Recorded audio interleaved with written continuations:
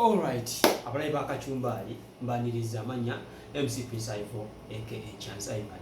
Bino byengenda okwogera oyinza obutakusanyusa naye nga bye mazima amatuufu. Vidiyo eno gy'ogenda okulaba eyinza okunyiiza naye nga kye kituufu. Kituufu kyo kiri nti abantu b'engulu banyiivu okufa kwa Oulanya. Ogendawo obudde abantu bano beetegereze bye boogera obiwulirize naawe osengejje. Ogenda kwewuunya lwaki ssente ezikozeseddwa okuziika Oulanya mpitirivu okusinga ku ezo ezaziika gavana. Almost zikubisa emirundi ng'esatu ng'ate gavana ssente zetukozesa n'Oulanya zeyali akozesa ze zaali ye yali azisayininga. Ogenda kwebuuza lwaki? Ogenda kwebuuza lwaki amawulire gonna gafuddeyo nnyo ku kufa kwa Oulanya than former governor. N'obudde buno governor obudde buno eggwanga terina governor naye teri yabyogerako. Kyonna bigenda mu maaso Oulanya.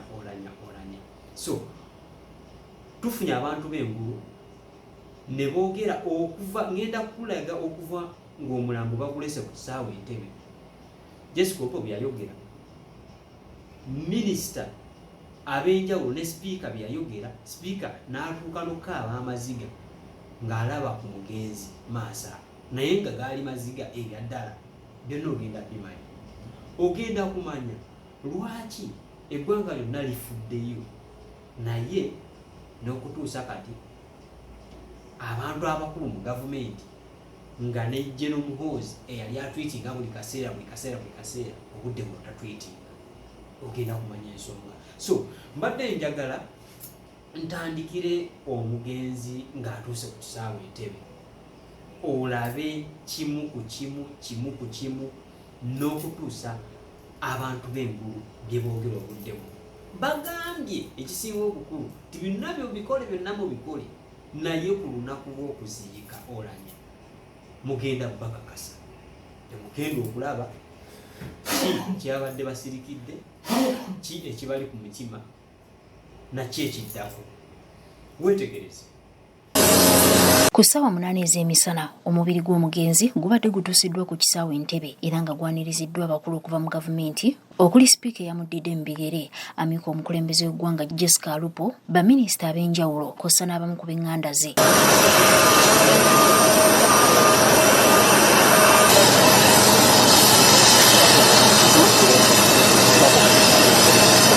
Abantu ab'enjawulo batuuse n'okwoza ku mmunye oluvannyuma lw'omubiri gw'omugenzi okutuusibwa.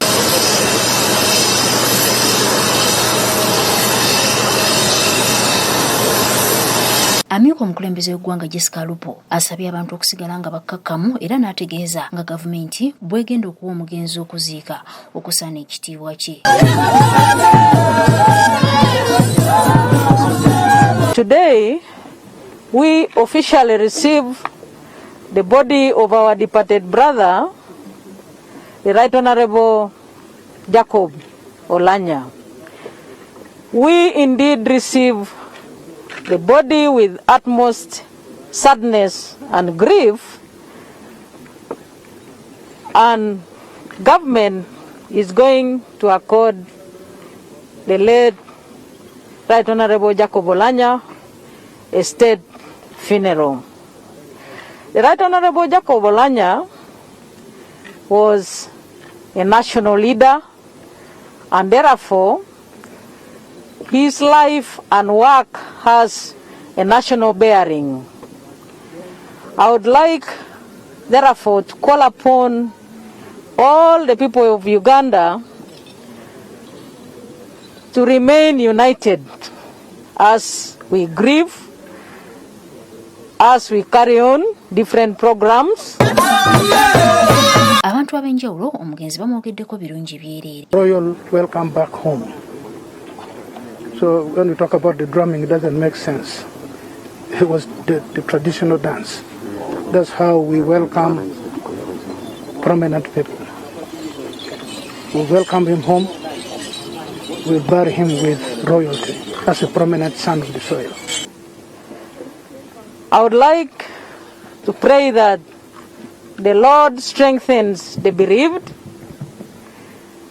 and I send my condolences to His Excellency General Yoweri Kaguta Museveni, the President of the Republic of Uganda, and the Speaker of Parliament, and the Deputy Speaker, and indeed all members of Parliament, and all the people of Acholi sub-region, but also all the people of Uganda. Ng'akamu ku bulombolombo obukungu bagira omugenzi mu bitundu bye Acholi ne ku kisaawe Entebbe amazina tegabuzeewo.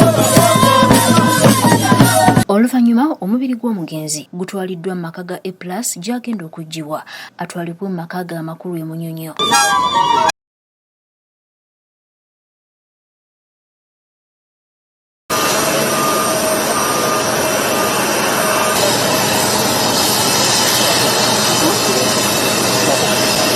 Abantu mu kitundu kye Acholi beebazza gavumenti olw'okukomyawo omubiri gw'omugenzi Abakyooli Oulanya nga bwe yasuubiza, era ne bongerako nga bwe bafunye obuweerero nga kati basuubira okulaba ku mwagalwa waabwe n'okumusiibula mu bitiibwa. I want to thank the government of Uganda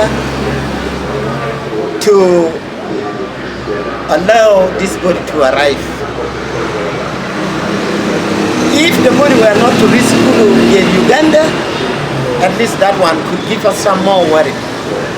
I'm very sure everybody are now happy because of the arrival of the body. And I want to send my condolence to the Parliament of Uganda. And for us in northern Uganda, it's just the beginning because the body has just jetted into Entebbe. We'll watch the ceremonies there. But the real grief is coming to us. On the day of burial, we are going to see real pain expressed through the human lens. We should become people of certain calibers, people that are respected. And for me, I am just happy that finally the late Right Honorable Jacob Oulanya has been brought home for the people to pay their last respect, but also to witness how actually decently how he's going to be buried. I only want to thank the leaders who allowed that he should be sent traditionally with the Debola dance, because that is what he used to cherish a lot, and I like the song they sang. Meya wa disitulikiti y'e Omoro Okwanga Alfred ategeezezza nga kati bagenda okutuuza kansi eyawamu okuva mu bitundu by'omu mambuka nga kabonerako okusiima emirimu gy'omugenzi.